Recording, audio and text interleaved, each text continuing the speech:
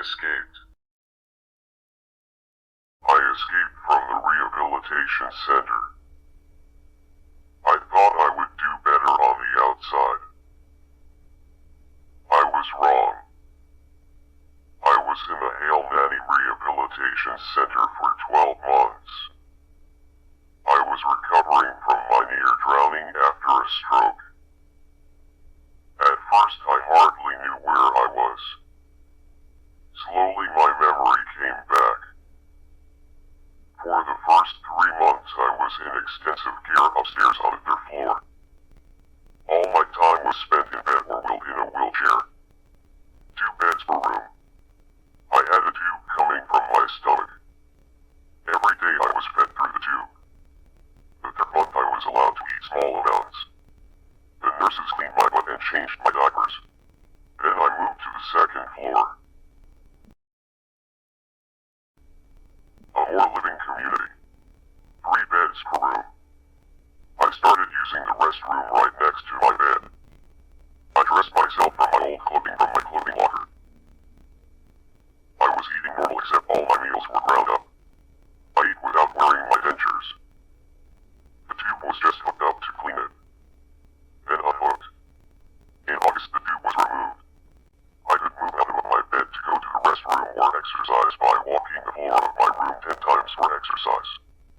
I could walk to the showers twice a week following my nurse holding my change of clothes. But in the showers I was forced to sit in a chair with an open bottom which made my intestines respond by grabbing. The nurse sprays the bottom. She asks, am I finished? I say I don't know. It just comes out. I don't have control. I have no control. I nearly spent all day in my bed. Slowly I gained weight. I was down to 129 pounds from 165 pounds. I gained about a pound a week after a few weeks and a feeding tube.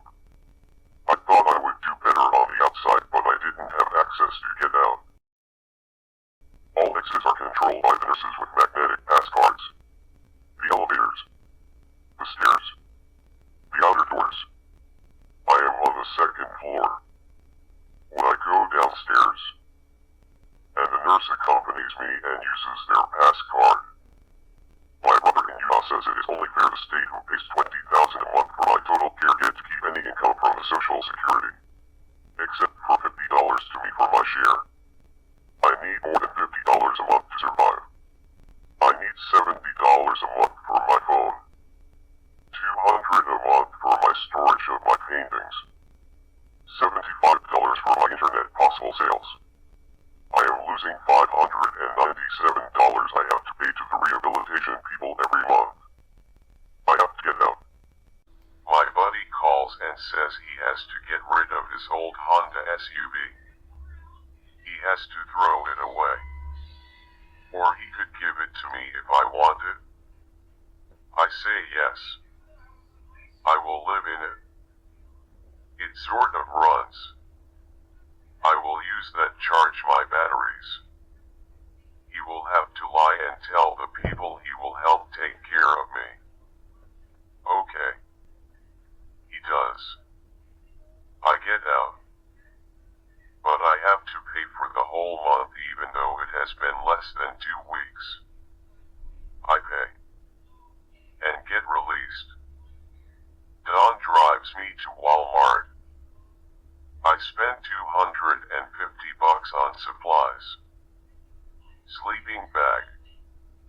An oversized air mattress.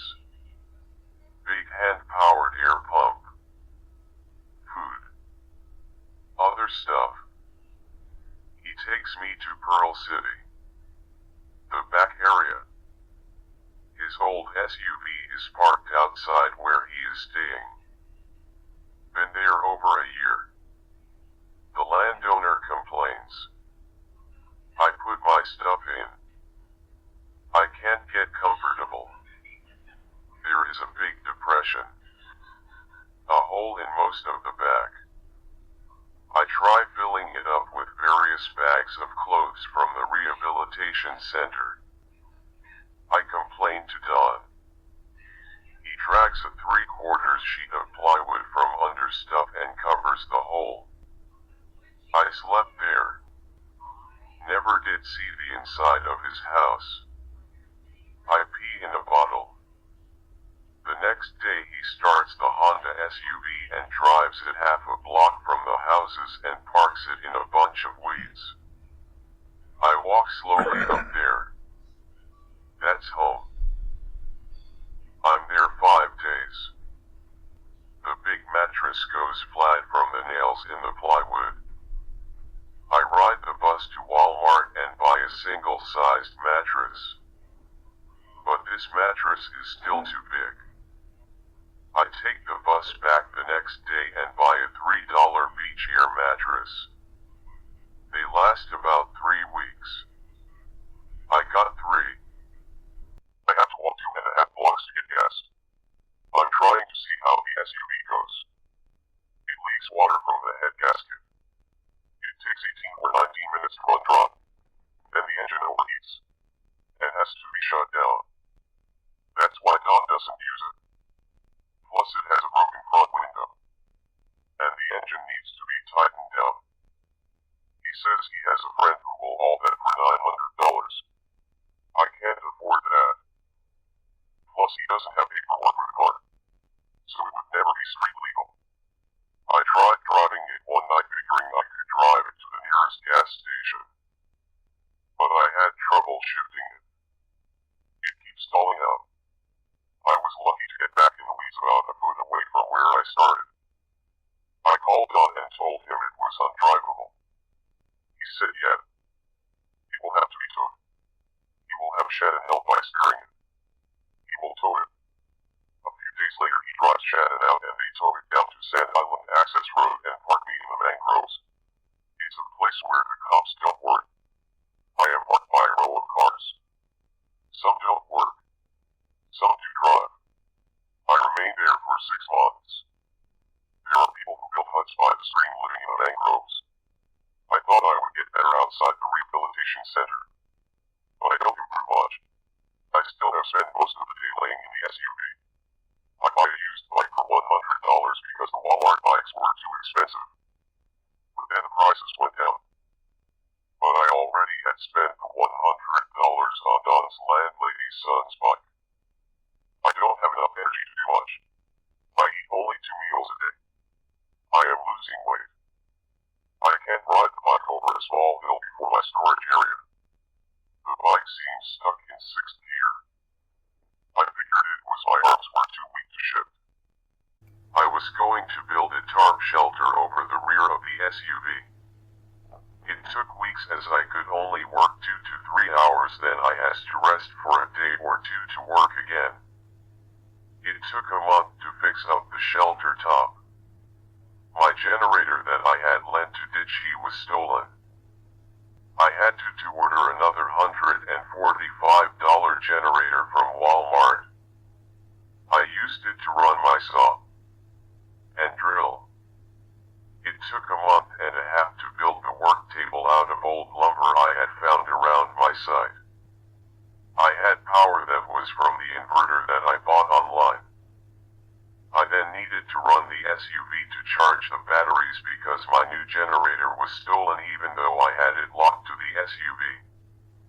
I couldn't paint replacements for the top 5 triplets I had sold previously. Didn't have the strength to move the boxes that I needed to move to access my paintings. I never found the paints and brushes that Tobias moved when he moved my stuff to this new storage place. I wouldn't have the strength to transport and hang the triplets.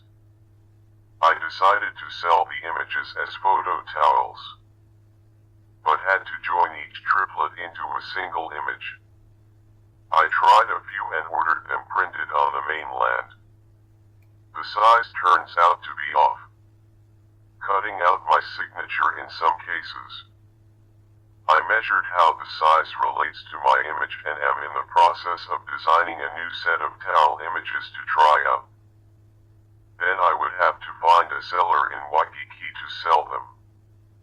One day a group of DLNR people, Department of Land and Natural Resources, was surveying the whole mangrove area. They tell us they are taking over from the Matson of Hawaii company, and they were going to bulldoze the site. We have 1 week to get out. All the people. The ones camping in the back. The people with the cars. The people living in huts attached to the stream bordering Matson Company of Hawaii. All go. I have to go. I have no place to move the Honda SUV. I could use some help to pay for a new place.